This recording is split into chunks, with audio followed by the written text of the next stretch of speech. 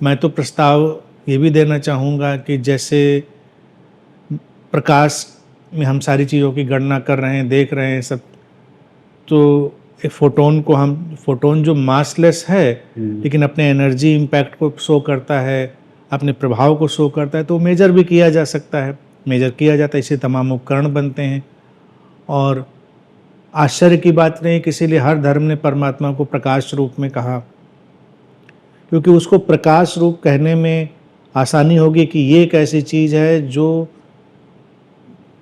इतनी सूक्ष्म होने के बावजूद भी पकड़ में आ सकती है।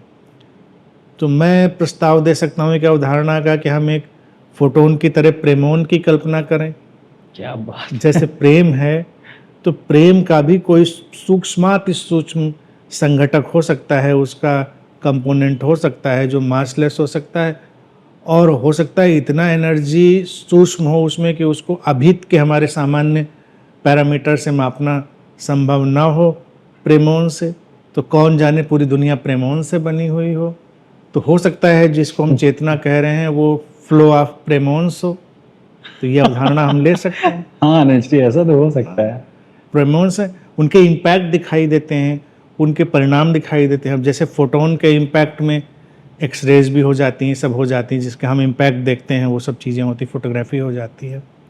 लेकिन प्रेम के इम्पैक्ट में भी तो हम बहुत कुछ देखते हैं, रूपांतरण देखते हैं। प्रेम के इम्पैक्ट में हम व्यक्ति के अंदर हीलिंग देखते हैं। प्रेम के इम्पैक्ट में उसके अंदर समझ का अवतरण देखते हैं, जीवन के उद्देश्यों का बन जाना देखते हैं, जीवन का एक दिशाओं की तरफ चल पड़ना देखते हैं, सृजनात्मकताओं का विस्फोट देखते हैं। हम व्यक्ति के भीतर प्रेमोन के इम्पैक्ट में बहुत कुछ देखते हैं, प्रेम का सूक्ष्मतम संघटक।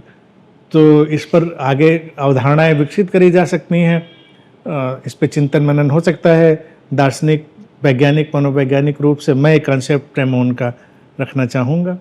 बेहतरीन कॉन्सेप्ट दिया आपने, यूनिक और सबसे लाजवाब कॉन्सेप्ट।